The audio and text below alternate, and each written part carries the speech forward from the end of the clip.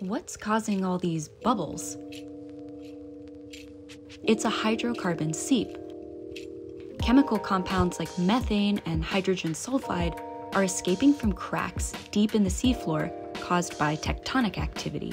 Here, we're in Indonesia, one of the most tectonically active regions in the world. We're off the northern tip of Sumatra.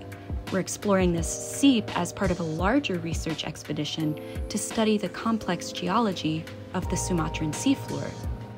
We headed to the seep so scientists could collect water and sediment samples to learn more about the biology and geology of this system.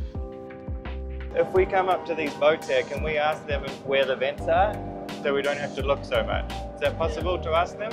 Kita ke sana, Pak. Makasih ya. Makasih, Pak. So it's just over that way, so we'll go over there. We always have the coordinates, but I think we all prefer to go without. It's more fun trying to find them. Yeah. You can smell the seep before you can see it. One of the chemicals escaping from the seafloor is sulfur. Get those schnozzers working, gents. We can smell it, so we think it's around in here somewhere because we can smell the sulfur.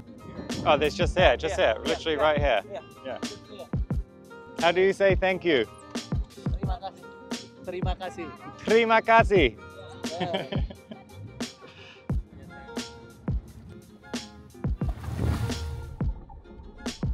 The Indonesian scientists on the team are interested in the interplay between geology and biology.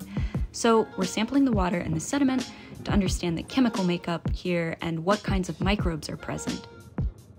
We're also towing nets along to collect plankton samples.